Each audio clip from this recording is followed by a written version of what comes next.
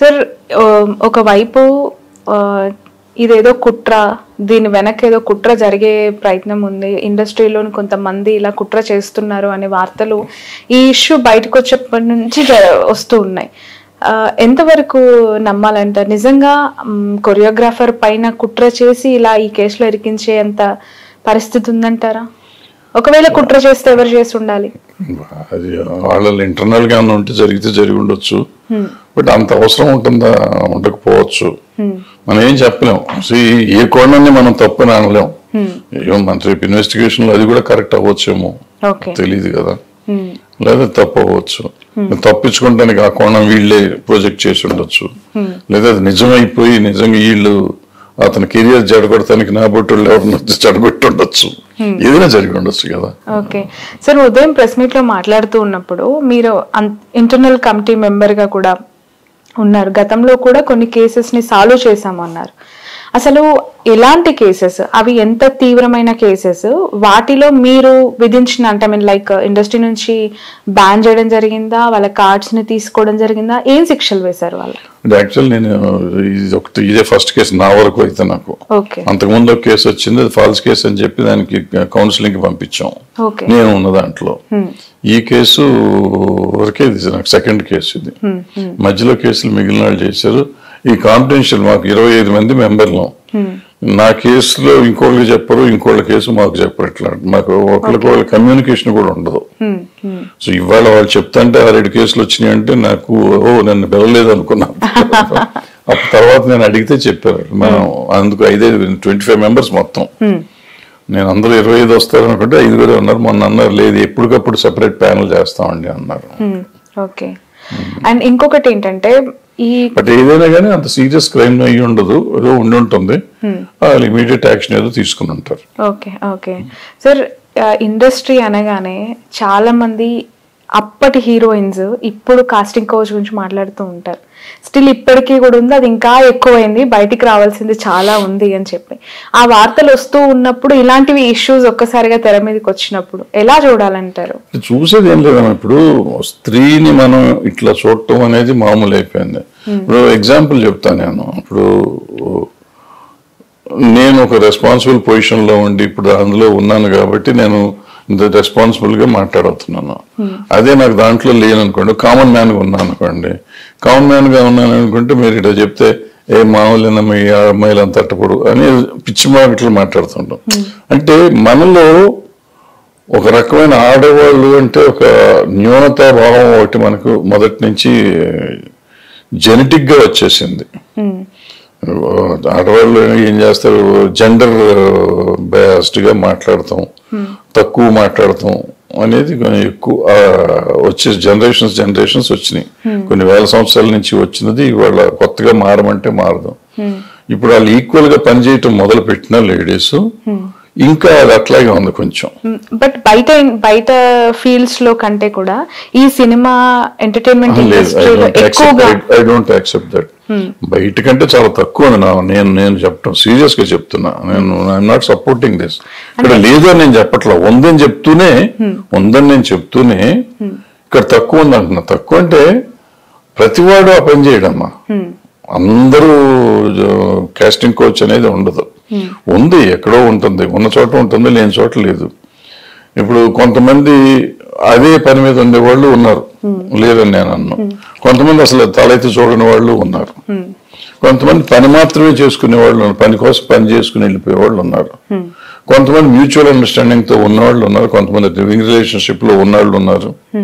So ఎవరి quid pro quo వాళ్ళు ఎవరి అవసరం వాళ్ళది. సో ఇవన్నిటికీ జరుగుతున్నాయి, అది అన్ని చోట్ల జరుగుతున్నాయి, ఇక్కడ జరుగుతుంది. సో ఇక్కడ ఉన్నది కొంత ఉంది, 100% కొంత ఉంది. బట్ అది మీరు అన్నట్టు అన్ని చోట్ల కంటే ఇక్కడ ఎక్కువ ఉందంటే ఇక్కడ మనకి ఏంటంటే ఇప్పుడు మీకు నిండా ఐసీఐసీలో 133 కేసులు అన్నా. మీరు ఎవరినైనా ఇంటర్వ్యూ చేశారు ఎప్పుడన్నా?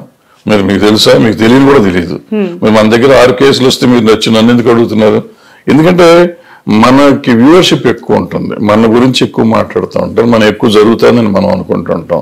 ఇవాళ సమాజంలో ఎక్కడ పెడితే అక్కడ జరుగుతుంది. ఇప్పుడు రోజు మనకి టీవీల్లో చూస్తూనే ఉంటాం, మన 6 నెలల పాప మీద ఎవరో చేశారు, అంతకుముందు 16 ఏళ్ల పాప మీద ఎవరో చేశారు, 12 ఏళ్ల పిల్ల మీద చేశారు.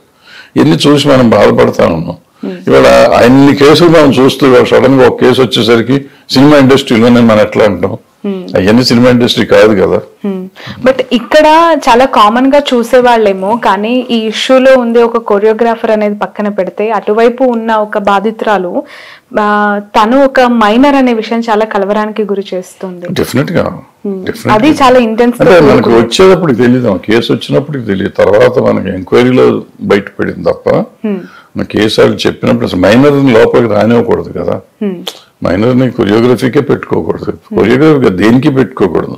దీనికన్నా పెట్టుకుంటే పేరెంట్స్ కన్సెంట్ తీసుకుని పేరెంట్స్ సమక్షంలో చేయాలి. మనం చైల్డ్ ఆర్టిస్ట్ గా మనం వాడాం అనుకోండి, ఆర్టిస్ట్ గా రావచ్చు, వేరే లాబొరేటరీ చేయనివ్వం. సినిమాలు కాబట్టి సినిమా ఆర్టిస్ట్ గా రానివచ్చు, సినిమా డాన్సర్ అయితే పిల్లలు డాన్సర్లు కావాలనుకుంటే పిల్లల్ని తీసుకోవచ్చు. సో అటువంటివి చేసినప్పుడు ఏంటంటే తల్లిలో తన ఎవరో పక్కన ఉండాలి కంపల్సరీగా, అది రూల్. అది అంటే కొరియోగ్రాఫర్స్ కి కొరియోగ్రఫీలోకి అసలు తీసుకునే కూడదు నా ఉద్దేశం. ఏజ్ క్రైటీరియా చాలా మ్యాండేటరీ. డెఫినెట్ గా మేజర్ అవ్వకుండా ఎట్లా తీసుకుంటారు, ఎందుకంటే వాళ్ళు ఎక్కడ పడితే అక్కడ షూటింగ్లు ఉంటాయి, పేరెంట్స్ ని తీసుకెళ్తానికి అవకాశం ఉండదు. సో వాళ్ళు ఎంతో కొంత మెచ్యూరిటీ ఉన్న మనుషులు ఉండాలి కదా. మన చిన్నపిల్లల్ని మైనర్లను పంపించకూడదు. మైనర్లు వస్తే ఏంటంటే మళ్ళీ తల్లిలు తండ్రులు ఎవరో ఒకరు రావాలి, ఎలాంటి తీసుకురావడం కష్టం అవుతుంది. అది కాకుండా పిల్లలు మరీ డెలికేట్ గా ఉంటారు కదా, వాళ్ళని ఎందుకు తీసుకురావాలి అనేది పాయింట్. సో నాకు తెలిసి ఏజ్ ఫ్యాక్టర్ ఉండాలి. మరి వాళ్ళు ఎట్లా తీసుకున్నారు అమ్మాయిని అనేది ఇవన్నీ కొంచెం ఇన్వెస్టిగేట్ చేస్తే తప్పు చేసిందా, లేకపోతే మేజర్ అయినట్టు కార్డ్ అప్లై చేశారు అంటే లేకుండా కూడా తీసుకెళ్లి ఇతను వాడుకున్నారు ఏమో, ఇవన్నీ కొంచెం డెప్త్ లోకి వెళ్తే గానీ. అంటే ఇప్పుడు పర్టికులర్ ఒక సినిమాకి సంబంధించి ఒక కొరియోగ్రాఫర్ మాస్టర్ గా కంటిన్యూ అవుతున్నప్పుడు పూర్తి అంటే గ్రిప్ అంతా కూడా అతని దగ్గరే ఉండే అవకాశం ఉంటుంది కాబట్టి మేబీ ఆ మాస్టర్ తనని కొంత లీనియన్స్ తో తీసుకెళ్లి ఉండొచ్చేమో అనే అభిప్రాయం కూడా వ్యక్తం అవుతుంది. అలా ఉంటుందా? ప్రొడ్యూసర్స్ యాక్సెప్ట్ చేయొచ్చా కొరియోగ్రఫీ? జరిగినప్పుడు అసలు నిజంగా సినిమా ఇండస్ట్రీకి సంబంధం లేదు, ఏదో ప్రైవేట్ ఆల్బమో ఏదో దేనికో యాడ్ కో తీసుకెళ్లారు. So it's no way concern with us. Bombay ఏదో జరిగింది అంటున్నారే, అది సీరియస్ గా చెప్పాలంటే మనకు సంబంధం లేదు. ఆ అమ్మాయిని సంబంధం వచ్చింది మైనర్ గా ఉన్నప్పుడు, ఇండస్ట్రీలోకి వచ్చింది మైనర్ గా ఉన్నప్పుడే మేజర్ అయినాక అనేది ఇప్పుడు చూడాలి. అప్లై ఎప్పుడు చేసింది అనేది మనం చూడాలి, తర్వాత చూడాలి. ఈ ఫస్ట్ టైం జరిగినప్పుడు మాత్రం she was not the member or ఈ సినిమా ఇండస్ట్రీకి సంబంధం లేదు, అది ఏదో చిన్న ప్రైవేట్ దానికి. ఓకే, బట్ 2019 నుంచి 2024 చాలా ఇయర్స్ ఆఫ్ గ్యాప్ ఇక్కడ కనిపిస్తుంది. 5 years 2 years కరోనా పోయింది కదమ్మా. యా, సో ఇన్ని రోజులు, ఇన్ని నెలలు, ఇన్ని సంవత్సరాల తర్వాత ఈ ఇష్యూ ఇప్పుడే ఎందుకు తెర మీదకి వచ్చింది, ఇప్పుడు ఎందుకు కంప్లైంట్ వరకు వెళ్ళింది అనేది ఒక $1 million క్వశ్చన్ గా కనిపిస్తుంది. ఈ $1 million క్వశ్చన్ లేదమ్మా, సింపుల్ కొంచెం కళ్ళు మూసుకుంటే అదే అర్థం అవుతుంది. ఇప్పుడు ఫస్ట్ ఆమె చిన్నపిల్ల, ఫస్ట్ ఆ చిన్నపిల్లప్పుడు అది ఏం చేయాలో తెలియదు. ఆమె అక్కడ ఊరు నుంచి వచ్చేసి ఇక్కడికి వచ్చారు. సో ఉండాలంటే ఇది తెలియని వయసు కదా, ఇట్లా ఉంటేనే పని అవుతుందేమో అనుకుందో, తెలియకుండా జరిగిపోయిందో, ఏదో జరిగి ఉంటుంది. మనం ఏంటో మనం జడ్జిమెంట్ ఇచ్చేసి ఇట్లా జరిగి ఉంటుంది ఊహించాల్సిన అవసరం లేదు. రేపు ఇన్వెస్టిగేట్ చేసినప్పుడు అన్ని బయటకు వస్తాయి, వచ్చినప్పుడు చెబుదాం. ఇప్పుడు మనం ఊహించుకుని చెప్పుకోవటం ఎందుకు. సో అవన్నీ అయిపోయినాక ఇప్పుడు ఇది సొంతంగా ఆమె కొరియోగ్రాఫర్ అయిపోయినాక ఇబ్బందులు వచ్చి ఉంటాయి, వాళ్ళకున్న గొడవల్లో ఇదంతా బయటకు వచ్చి ఉంటాయి. ఓకే, బట్ ఎంత జాగ్రత్తగా మెన్స్ ఉండాలి సార్ ఈ ఫీల్డ్ లో మీకు అర్థం? ఎందుకంటే అనేక ఇష్యూ మొన్న రాస్తారు మీరు అన్నారు, అది పర్సనల్ ఇష్యూ అయినా తన రెప్యుటేషన్ కి అది చాలా డ్యామేజ్ అయిన అంశం. ఇక్కడ ఈ కొరియోగ్రాఫర్ కి సంబంధించి చాలా స్టార్ స్టేటస్ ఉన్న ఒక కొరియోగ్రాఫర్ ఇలాంటి మచ్చలు, ఇలాంటి మరకలు అండు పెట్టుకుని వాళ్ళ ప్రొఫెషన్ పైన చాలా ఇంపాక్ట్ చూపించే అవకాశం ఉంటుంది. డెఫినెట్ గా చూపిస్తుంది. అంటే ఇప్పుడు ఏమో రేపు అతను క్లీన్ గా వస్తాడేమో, లేదా అతనికి ఎలిగేషన్స్ ఉంటే మాత్రం అసలు ఉండడు కదా. ఎలిగేషన్ ప్రూవ్ అయితేనేమో ఉండడు, అవ్వకపోతే నాకు క్లీన్ గా వస్తే అసలు గొడవ లేదు కదా. సో ఏదైనా జరగవచ్చు కదా, ఏం జరుగుతుందో మనకు తెలియకుండా మనం ముందు నుంచి ఏం జరుగుతుంది అనేది. ఓకే సార్, ఇండస్ట్రీలో ఎన్నో సినిమాలకి కొరియోగ్రాఫర్ చేసిన వ్యక్తి తను, బాధిత మహిళ. ఇండస్ట్రీ ఎవరికి సపోర్ట్ చేస్తుంది, నిష్పక్షపాతంగా ఎవరి వైపు నిలబడుతుంది అనే ప్రశ్నకు సమాధానం? ఎప్పుడైనా విక్టిమ్ కి సింపతి ఉంటుందమ్మా. బట్ ఒకళ్ళు సెలబ్రిటీ అయినప్పుడు సెలబ్రిటీకి ఉండే సాఫ్ట్ కార్నర్ ఉంటుంది, సెలబ్రిటీ కొంతమంది సపోర్ట్ చేస్తారు. ఎక్కడైనా ఉండేదే కదా.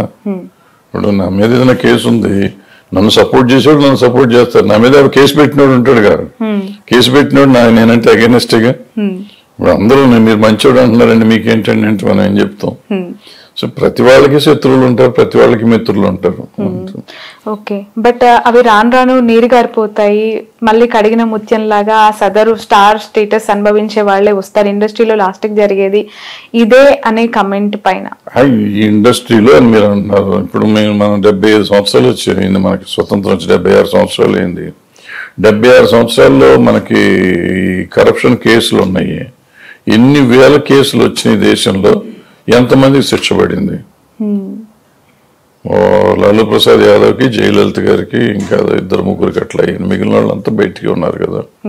అంటే ఎట్లా మద్దతు చేసిన వాళ్ళు. సో ఇక్కడ చట్టంలోకి వచ్చేటప్పటికి రకరకాలు జరగచ్చు. ఇండస్ట్రీ చేస్తుందా, ఇంకోళ్ళు చేస్తారు. ఇప్పుడు వాళ్ళందరికీ ఎవరు చేశారు? ఎక్కడికక్కడ రకరకాలు ఉంటాయి. చట్టానికి కళ్ళు లేవు అంటారు, మరి కళ్ళతో చూస్తారా, కళ్ళు లేకుండా చూస్తారా? ఇప్పుడు ఇక్కడ 2 కేసులు ఉన్నాయమ్మా. ఒకటి ఈ పాష్ కమిటీ చేస్తుంది, ఒకటి పోలీస్ చేస్తుంది. సో ఇక్కడేం జరుగుతుందో అక్కడేం జరుగుతుందో మనకు తెలియదు. 2 తెలియకుండా మనం ఇప్పుడు డెసిషన్లోకి వచ్చి ఏం జరుగుతుంది అనేది మనం చెప్పలేం. ఇప్పుడు సపోజ్ పాష్ కమిటీ వీళ్ళు తప్పు చేశారు అని డిసైడ్ అయింది అనుకోండి, వీళ్ళు ఒక యాక్షన్ తీసుకుంటారు. లేదు ఇక్కడ తప్పే జరగలేదు అని పాష్ కమిటీ చెప్పింది, పోలీసుల దగ్గర అతను తప్పు చేశారు అని తెలిసింది అనుకోండి, వాళ్ళు శిక్ష చేస్తారు. సో అక్కడ ఏమీ లేదని తెలిసి ఇక్కడ ఇది వచ్చి ఇది కరెక్ట్ అని తెలిస్తే వీళ్ళు శిక్ష చేస్తారు. 2 ఒకటే అనుకుంటే ఇంకొంచెం శిక్ష కాళ్ళు వేయచ్చు, వీళ్ళు వేస్తారు. ఓకే, బట్ సార్ గతంలో ఎప్పుడు కూడా ఎన్నో ఆరోపణలు, ఎన్నో అలిగేషన్స్ లైక్ శ్రీరెడ్డి మొదలుకొని ఇప్పటి వరకు కూడా ఈ కొరియోగ్రాఫర్ ఇష్యూ వరకు కూడా వందలాది ఆరోపణలు వచ్చాయి ఇండస్ట్రీలో. బట్ ఏ రోజు కూడా ఒక ఝాన్సీ గారు, ప్రగతి గారు, లేదంటే అడ్వకేట్ పావని, ఇట్లా తమ్మారెడ్డి గారు ప్రెస్ మీట్ పెట్టి ఫిలిం ఛాంబర్ లో మాట్లాడిన దాఖలాలు, ఇలాంటి ఒక లైంగిక వేధింపుల కమిటీ, ఒక టీం ఉంది, ఒక వింగ్ ఉంది, ఇది పనిచేస్తుంది, బాధిత మహిళలు ఎవరైనా ఉంటే వచ్చి వాళ్ళు కంప్లైంట్ చెయ్యొచ్చు అనే విషయం చాలా మందికి తెలియదు అనేది చాలా ఆశ్చర్యకరంగా ఉంది. మనం తెలుసుకుందాం అనుకుంటే తెలుసుకుంటారమ్మా, తెలుసుకోవద్దు అనుకుంటే తెలుసుకోరు. ఇప్పుడు నేను చెప్తున్నాను 2013లోనే ఫార్మ్ డే కమిటీ, నేను జయసూర్ గారు మేమందరం కమిటీ ఫామ్ చేసాం. అప్పట్లో చేసి చాలా కాలం రన్ చేసాం. ఆసరా అని ఒక ఆర్గనైజేషన్ నేను పంపిస్తా మీకు, చూడండి. పేపర్ కట్టింగ్ ఉంది నా దగ్గర కూడా, ఇది లేదు చూడండి. నేను మొన్న ఎప్పుడు సడన్ గా ఎవరో పంపించారు, సార్ మీరు అప్పుడే పెట్టారు సార్ అని ఎవరో పెట్టారు నాకు. సో అది అంటే మేము చేస్తున్నాము. ఇది కూడా 2018. ఇప్పుడు మీరు ఛాంబర్కి వెళ్తే ఇవాళ నేను చూసా, నేనే అంటించాను, అది తీసేసా, చించేసాను, ఇంక అక్కడే ఉంది పోస్టర్. సో మనం పలానా అడ్రస్ కాంటాక్ట్ చేయండి అని చెప్పాం. కింద రెడ్ బాక్స్ ఉంటుంది, మీరు ఎప్పుడన్నా వెళ్తే ఛాంబర్ ముందు వెళ్తే బయట ఉంటుంది, దాంట్లో కంప్లైంట్ ఇవ్వచ్చు. ఎవరైనా ఎనానిమస్ గా కంప్లైంట్ ఇవ్వచ్చు. మనకి మెయిల్ ఐడి ఇచ్చాం, మెయిల్ ఐడిలో పెడితే కూడా ఎనానిమస్ గా పెడతాం, పేరు చెప్పకుండా.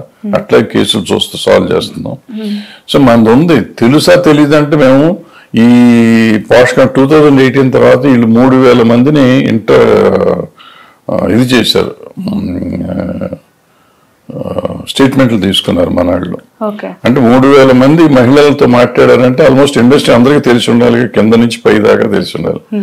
నేను ఝాన్సీ, సుప్రియ 3-4 జనరల్ బాడీ మీటింగ్లకు వెళ్ళాం ఫెడరేషన్ లో. వెళ్ళి ఇట్లా ఉమెన్ కి ఇది ఉంది అని జనరల్ బాడీస్ లో చెప్పాం, యూనియన్ జనరల్ బాడీస్ లో. సో ఇంతకంటే ఏం చేస్తాం మనం? అప్పట్లో అన్ని అవుట్డోర్ యూనిట్ వ్యాన్లకి అతికిచ్చాం, అది ఇట్లా కమిటీలు ఉన్నాయి మీరు చూసుకోండి. అంటే మీకు ఇంట్రెస్ట్ లేక మీరు చూడలేదు అనుకో, దానికి మేము ఎట్లా బాధ్యులం అవుతాం? మేమంటే ఇండస్ట్రీ అనేది. సో మనం చేసే ప్రయత్నం మనం చేస్తూ ఉంటాం. నాకు కంప్లైంట్ ఇస్తానికి అలా ధైర్యం రాలి. ఇక్కడ బేసిక్ ప్రాబ్లం ఏంటంటే అందరికి ఎట్లా ఎట్లా ఎట్లా అనేదే ప్రాబ్లం. తర్వాత ఏమైపోతుంది, మనం కంప్లైంట్ ఇచ్చినాక మళ్ళీ ఉండవేమో అని, ఇటువంటి అవకాశాలు పోతాయేమో అనే భయం ఉంటుంది కదా, దాంతో మీకు ఎక్కువ మంది రారన్నమాట.